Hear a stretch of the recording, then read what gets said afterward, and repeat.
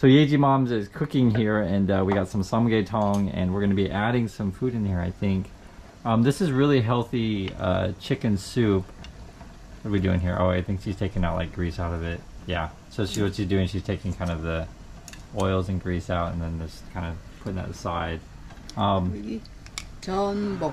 Yeah, chombok. So that would be your abalone, and also we have chicken in there. Where's your chicken? 전복. Chicken. What is it? Oh, 치킨? yeah, chicken. 치킨. Yeah, see, there's all the chicken. Oh, there's a whole chicken in there. Oh, okay, okay. 오, That looks good. Yeah.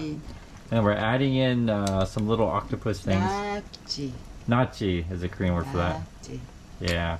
So stuff's really healthy. And then she's got another pot here. And if you guys can see, like, these are really big pots. See if you can see this. We have another pot of food here. This is like a beef soup. Ooh, kimchi stew, if you guys can see that there. I know there's a lot of steam.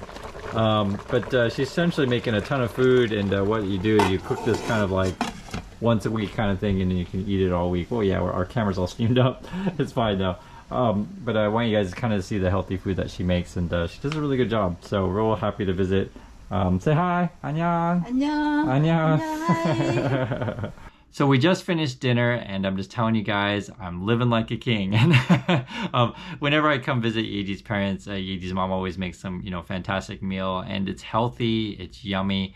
And I just want to have a chat with you of what it means to be wealthy. And I think this is part of having a wealthy lifestyle, is eating great food and being around people that care about you.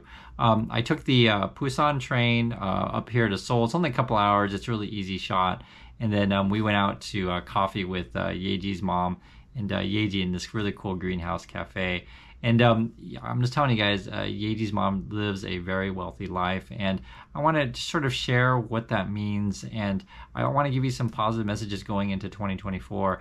I know that, when you turn on the social media, they define wealth as just driving around Lambos and Cybertrucks and these kind of things, but wealth is much more than that. The first thing I want to say is that health equals wealth. I 100% fully agree with that. That's why I'm telling you this message. And I'm talking the example of Yeji's mom. She's in her 60s, but she gets around fantastic. When I was a kid, I remember that I used to think 60 was really old because I knew lots of old people that were essentially on crutches, like that kind of lifestyle, or smoking all the time and coughing and just basically on their deathbed. And I knew a lot of old people that died well before 70, even before 60. And one of the things that I think is so important to stress is that in your life, come up with systems, ways, lifestyles to be sustainable, and also to be healthy throughout your life. So in Yeji's mom's situation, as I was saying before, when I come up here, I feel like I'm living like a king. She goes out to the market, like a local farmer's market, essentially. And this is something that's real common in Korea. There's just essentially local farmers everywhere, and buys, the freshest vegetables, the freshest meat, these kind of things, and then just makes like ridiculously yummy food. And moreover, when I mentioned health as wealth, Yeji's mom goes to the gym like all the time. It's funny. I've been to the gym with her to, kind of see her exercise regime and or regime, I guess we want to say. But she does Zumba, and she does yoga as well. I did a Zumba class with her one time, and it's basically an hour of like aerobic type dance exercise, and it's really, really good exercise. And she's in her 60s. And if you look at the class, there's people all different ages. But, the thing I'm trying to tell you is that, she exercises more than a lot of people in their 20s or even teens do. And this is something that you can sort of sustain your entire life.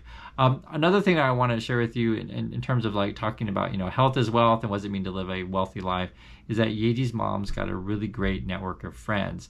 And sometimes there's a saying, your net worth is your network.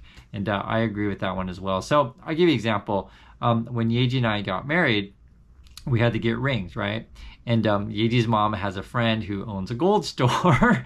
And I laugh because it's like, that's really like worth a lot of money, where you can go somewhere, you're not going to be cheated, you're not going to be ripped off. I think it's like either a high school or college friends, so they've known each other for years, and they give you a really good price on these things, right? And not only just get a good price, it's like they help you select the right thing. It's very, very different experience than where if you go to like a retail chain where there's going to be a 30% markup, and you may not even be getting the highest quality stuff, etc. But that's something that Yeji's mom always has someone to call. Like when you say, hey, we need to get something fixed, or hey, we need some advice on something like that, she's like, oh, I'll call my friend who owns a company who, does that, like that kind of thing. And something that I think is so valuable, for you to take from this lesson is something I always mention with you, is that the relationships that you're building today, and if you treat people the right way, they will be part of your network forever.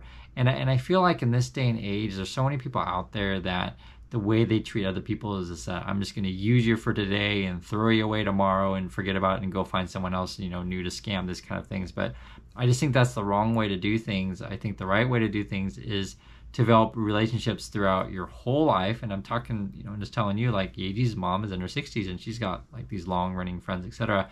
And the coolest thing too about when you sort of have like a network of really good friends and keep those relationships forever is they go on vacations together. So like it'll be like a group of 20 friends will go out and go on vacation to Hawaii or whatever, right, and do that kind of thing, and they just share advices, share stories, this kind of stuff.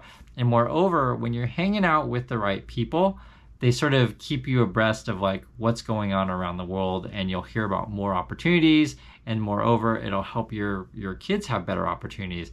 This is just the real world, guys, and I've told you guys this stuff about this before, but I just wanted to sort of this bigger picture of how these things work. If you want to get your kid a job, right, you call up your friend and say, hey, my kid needs a job. Have you heard of anything, right? And they call up their friend, hey, this kid gets a job, and have you heard anything? That's how the world really works. It is not a fair world, and I've experienced that. Basically, I come from a very different family and a very different upbringing than what Yeji comes from, to where I had zero connections, zero idea how the world worked, and no one really to tell me these kind of stuff other than, people around me are like, hey, you should become a manager at McDonald's. That's like the people around me were telling me that. And, this kind of situation to where if an example of Yeji's mom, if you, maintain a network of friends, you're also maintaining a lot of opportunity for people around you. So it just keeps building that out. This is all about trust, guys, and something that I talk to you about. Moreover, which is kind of fun as well, we're talking about, what does it mean to be a wealthy person? Yeji's mom is always improving herself. So not only does she keep up with her health, she's actually taking computer classes. She started doing that like a month or so ago. She, just really basic stuff like how to turn on a PC, how to install stuff, how to uninstall stuff. Guys, she's in her 60s. So some people, for them, they just never learn these kind of things. They're not stupid or anything. They just, in her generation, there wasn't like computers everywhere. So now she's been learning that. And then the funniest thing is that she's been getting more comfortable with, phone apps and computers and this kind of stuff. And so lately, there's been a popular app in Korea. You put on your phone and you like buy and sell stuff from each other. So it's kind of like eBay, except it's a neighborhood app. I can't remember the name of the thing, but if you're Korean, you'll know exactly the one that I'm talking about because Yeji uses it too. And basically, it's really funny. Mom said today that she had sold 83 things now, and it's basically just stuff laying around the house that you don't use anymore. Like we have, say 40 sets of dinner plates, and it's like, yeah, I don't need 40 sets of dinner plates. And these kind of things that you accumulate over time, and you don't really want to throw them away because they're not junk. There's nothing wrong with it. Or you might have like, couches or pool tables or whatever. You guys get my point in this, is that, she sold stuff, and it's hilarious that she sold 83 items already now. Moreover, which I want to talk about, health as well, this kind of stuff is something that I think is something important going into 2024, is always figure out ways to keep improving yourself. So I gave you some examples. So Yeji's mom is healthy, healthily fit. She's also intellectually fit. She's building out her network as well. And she's always doing something new. So whenever, we come up here, she's always like, hey, I got this new hobby. I'm doing X. Or hey, we're planning to go somewhere. We're doing something.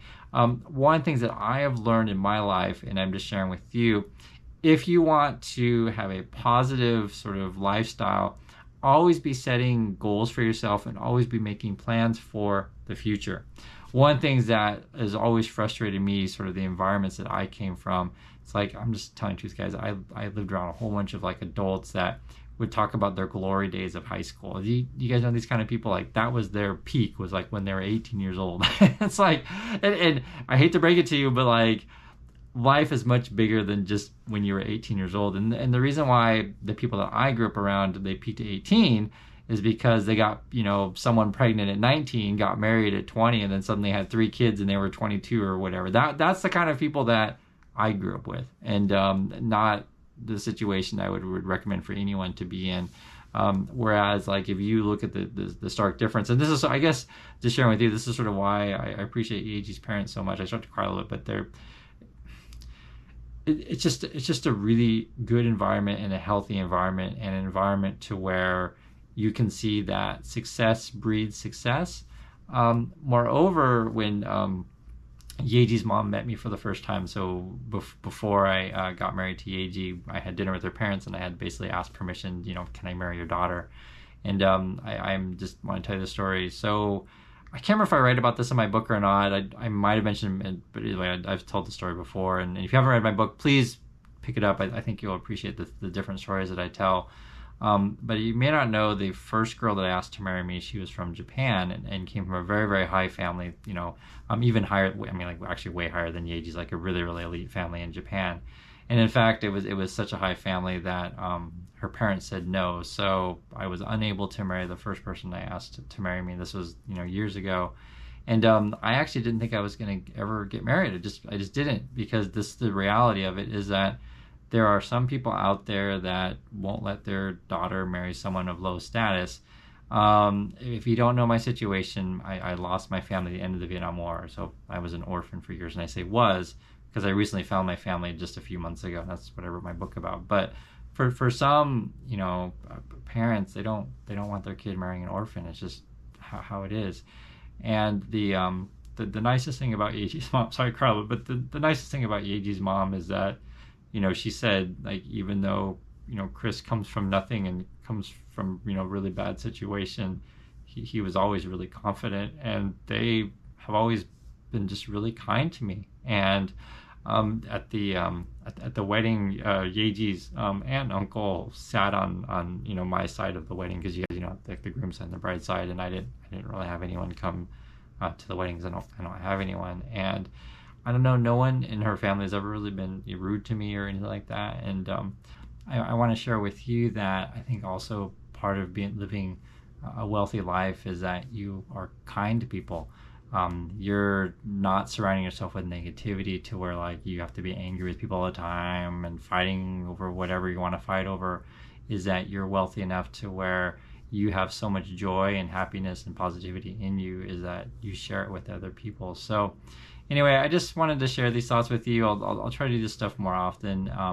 And I just want you to know that there are other lifestyles out there than what you only see on social media, where people just buying Lambos all day, every day.